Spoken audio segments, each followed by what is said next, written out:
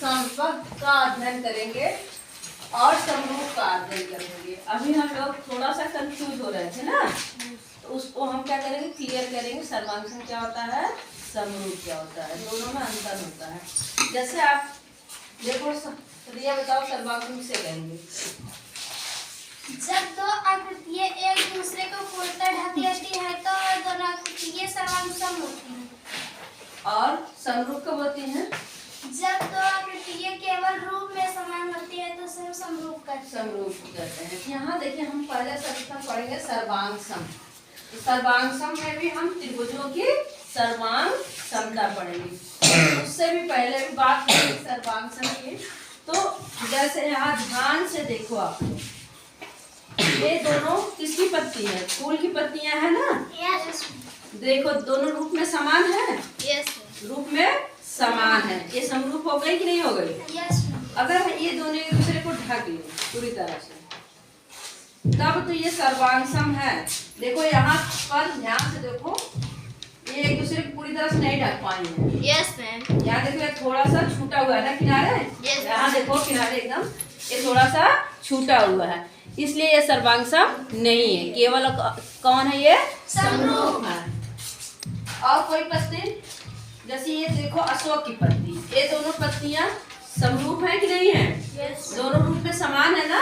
yes, है कि नहीं? दोनों अशोक की पत्तियां देखो, अब देखो ये दोनों एक दूसरे को ढक ले रही हैं, दिख रहा है कि नहीं? yes. ये पूरी तरह से एक दूसरे को क्या कर ले रही है, ढक ले रही है, इसलिए क्या हो गई? सर्वांग सम। क्या हुई? सर्वांग सम हुई।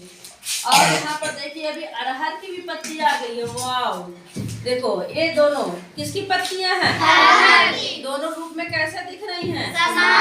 समान दिख रही हैं। तो देखो दोनों एक दूसरे को ढक ले रही हैं क्या? नहीं ढक रही। यह केवल क्या है? समरूप है, सर्वांग सम नहीं है।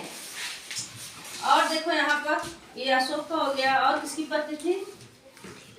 अब ये जामुन की भी पत्ती लाई हो आप लोग, इसको भी देखो एक दूसरे को पूरी तरह से ढक ले रही है।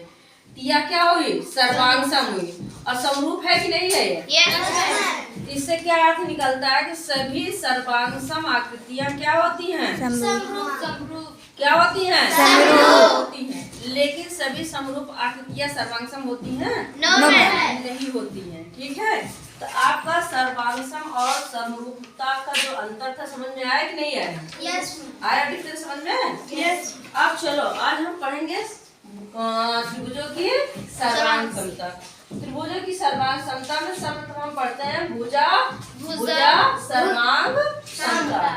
अगर कोई भी त्रिभुज है, ठीक है, कोई भी त्रिभुज है, अगर उसकी भुजा, तीनों भुजाएं दूसरे त्रिभुज की तीनों भुजाएं की क्या हो? बराबर हो, उनकी संगत भुजा। जैसे यहाँ पर त्रिभुज AB की, यहाँ भुजा त्रिभुज ABC की एक भुजा AB, यहाँ त्रिभुज PQR की एक भुजा PQ के बराबर है कि नहीं है? yes. और भुजा BC किसके बराबर है? भुजा QR के। और भुजा AB AC किसके बराबर है? PR की। ये संगत वाली भुजा है, ये क्या हो? समान हो, समानुपातिक हो, ये हमारी क्या होती हैं? सर्वांग सम होंगी। ठीक है, ऐसे भुजा कोण भुजा सर्वांग समता होता। अगर इस त्रिभुज का ये वाली भुजा दूसरे त्रिभुज की इस भुजा की, इस त्रिभुज का एक कोण दूसरे त्रिभुज के ये वाले कोण, और इस त्रिभुज का ये वाली भुजा इसके, देखिए जो संगत रहे, ये साथ वाली ऐसे ज्वाइंट रहे ना, साथ वाली, जैसे यहाँ पर ये ज्वाइंट है, वैसे भी यहाँ पर ये क्या है? ज्वाइंट है।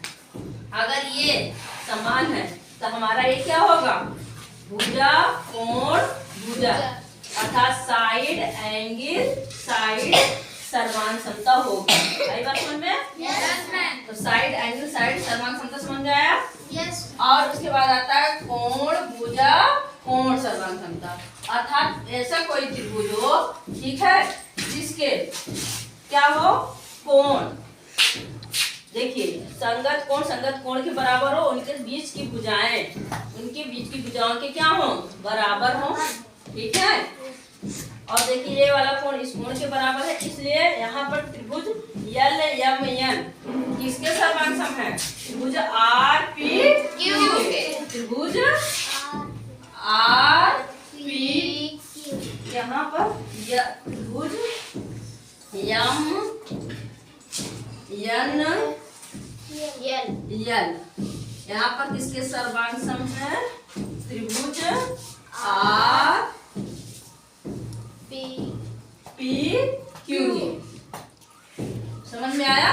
Yes ma'am. ये कोण भुजा कोण सर्वांग। चौथा था हमारा समकोण कर्ण भुजा सर्वांग समतल। यहाँ पर भी ध्यान से देखिए आप लोग, ऐसा तो कुछ मैंने बनाया था जिसका एक कोण समकोण था, इसका भी एक कोण क्या है समकोण है। इस कोण के बराबर है, ठीक है। और इसका विकर्ण भी 9.9 सेंटीमीटर है, इसका भी विकर्ण 9.9 सेंटीमीटर। तो ये भुजा 8 सेंटीमीटर है, इसकी भी एक भुजा 8 सेंटीमीटर। इसलिए इसे हम समकोण कर्ण भुजा सर्वांग समता कहते हैं। तो सर्वांग समता के बारे में समझ में आया कि नहीं आया आप लोग? Yes ma'am. गुड। तो अब बताओ दोबारा आप लोग सर्वांग समता किसे कहेंगे? कौन कौन बताएगा? हाथ उठाओ अपना जल्दी जल्दी। अगला बताओ। जब दो आकृतियाँ एक दूसरे को पूर्णतः ढक लेती हैं तो वे सर्वांग समता होती हैं। तो क्या सभी सर्वांग आकृतियाँ समरूप होती हैं? यस मैम, होती है। होती है। होती है कि नहीं होती हैं? होती है। और सभी समरूप आकृतियाँ सर्वांग समता समता नहीं होती हैं। सर्वांग सम नहीं होती हैं। कांग्रेस नहीं होती है। थैंक्स।